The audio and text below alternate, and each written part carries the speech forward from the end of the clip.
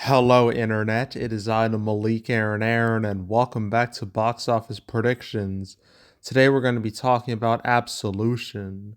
So, as usual, we're going to be going over the pros and cons. So, let's get to it. Pros. This stars Liam Neeson, who at this point his career is both a pro and a con. But we'll talk about the pro side first.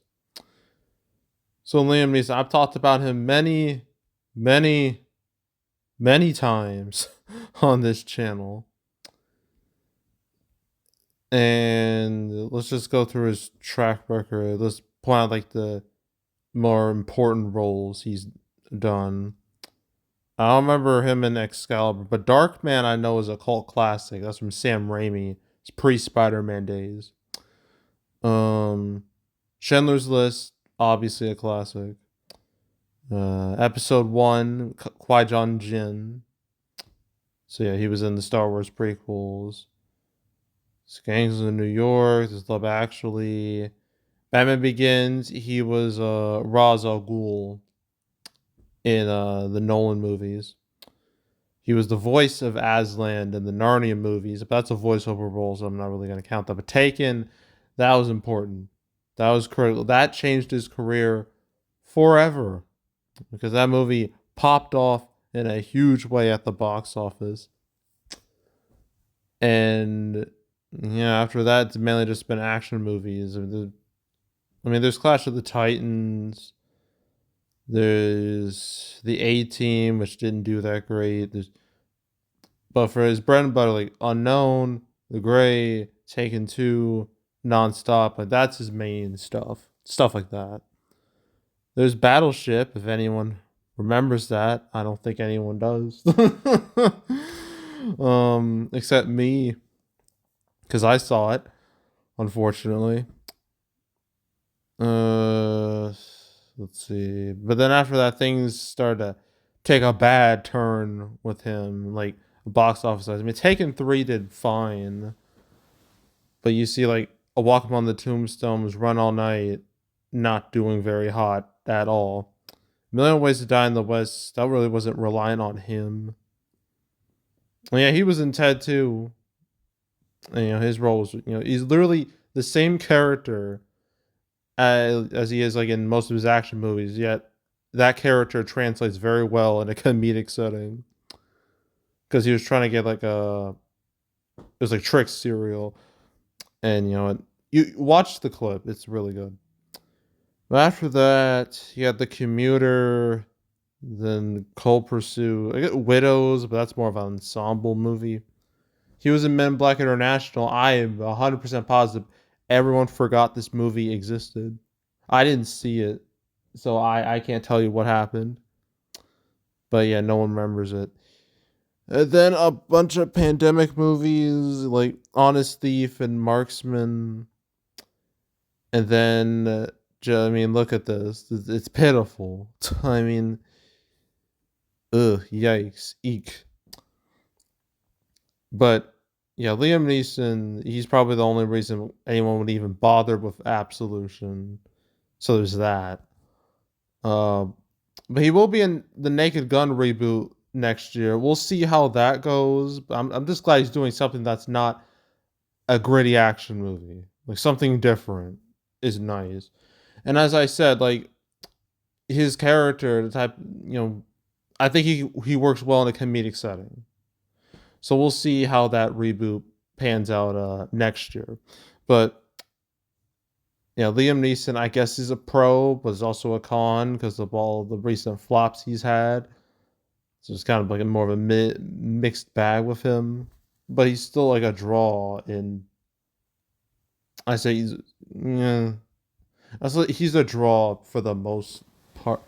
Eh, I don't know anymore, but let's just say he's a pro. He's a mixed bag where he's leaning more towards pro. So we're gonna just stick with that.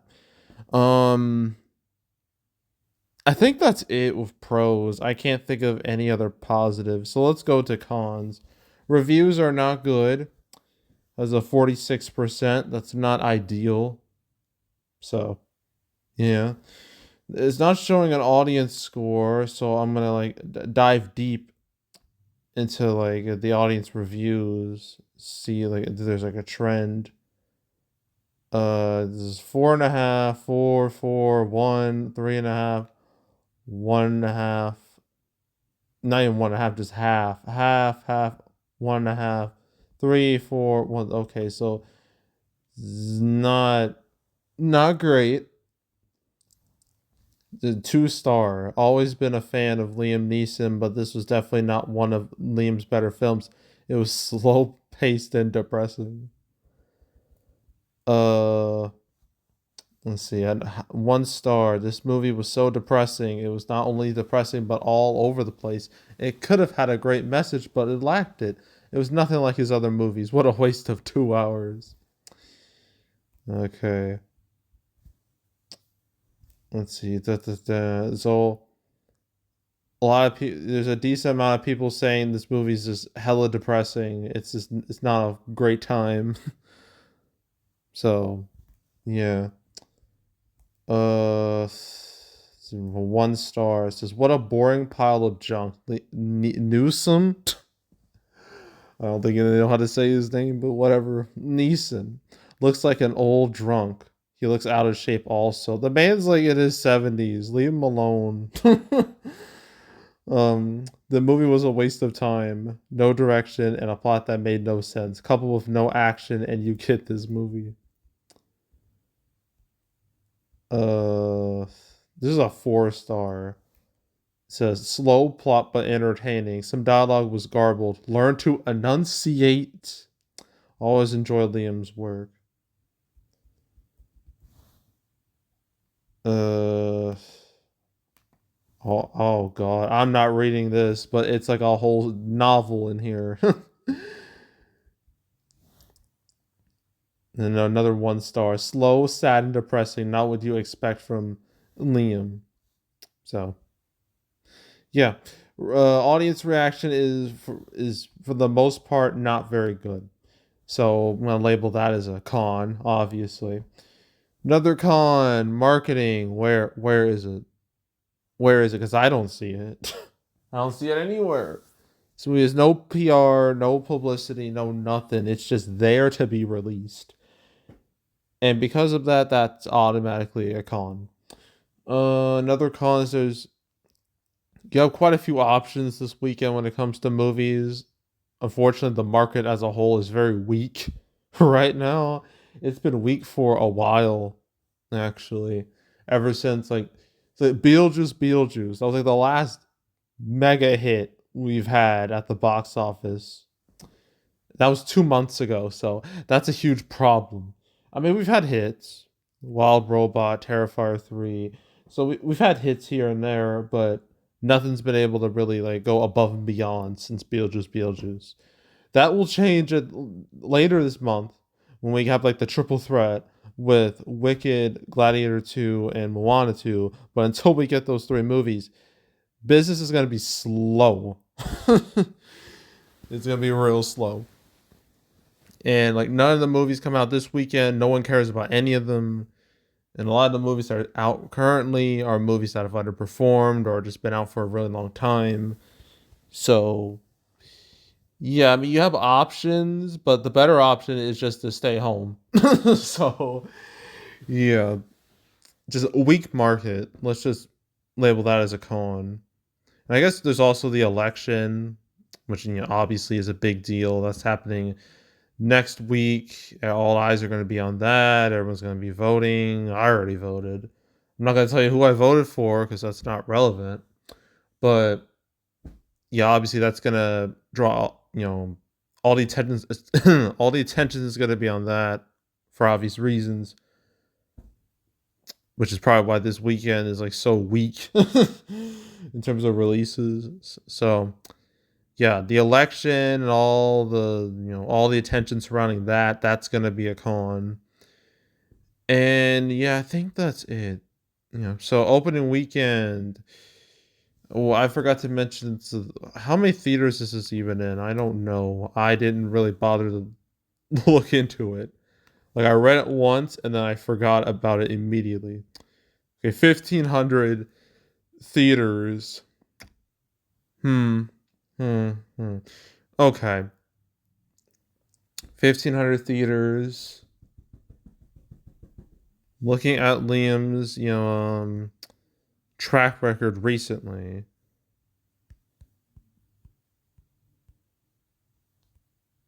How much is Retribution? That was like 3.5 million. I don't think this is gonna hit that. In the Land of Saints and Sinners, that was 1 million. That was like in like 900 theaters. The heck is Marlowe? What even was that? 1.8 mil. I think 1 to 2 million sounds about right to me. 1 to 2 million. I'm gonna go with that. 1 to 2 million opening weekend. It's total. I don't expect this to have a long life. I mean, who was this even from? Samuel Golden Films. Who were they?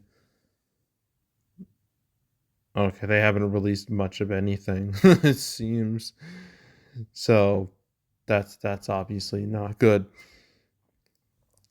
On a 3 to 4 million, something like that. Probably 2 to 4 million, and that's it. So that's Absolution. Okay, we got several more movies to do. Godzilla minus one. I don't think I'm gonna make a prediction for that because I feel like I'm just gonna be repeating myself with that one. Because like the thing about it is that it's just gonna be re-released, but now it's in black and white. Like, ooh. Like, that's not. I feel like I would just be wasting my time making another prediction video for Godzilla minus one.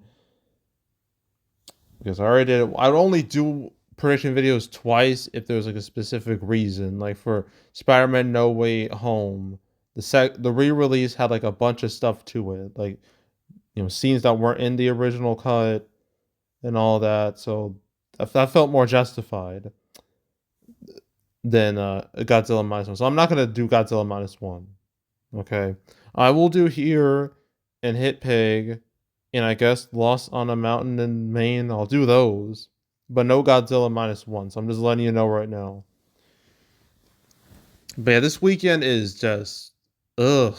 If it was up to me, I would just skip this weekend in terms of videos because there's nothing interesting to talk about. But that's not how I do things.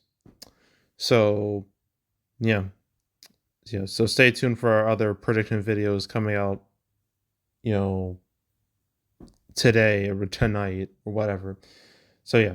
Anywho, that's it. That's all. Make sure to subscribe, like this video, leave a comment, turn on notifications, share the whole drill. And check out more videos like this. I got playlists on the homepage. All previous prediction videos I made this year, the past few years. You want to watch any of them, go right ahead. It's also the canceled series where I went over all the movies that were supposed to come up but didn't for 250 episodes. Didn't talk about Absolution once. So you want to watch all those episodes, go right ahead. There's also box office recaps where I go over the box office results for any particular month. October recap, that will be not next week, the week after. Yeah, a week after. And man, October was not good. It was ass, dude. It sucked. There's like barely anything positive to talk about. So October was a bloodbath, so we get to talk about that. So, you know, fun, I guess. So stay tuned for that video. But if you want to watch any of the past recap videos I made on the channel, you can go right ahead. And yeah, that's it. That's all. I am out. Goodbye.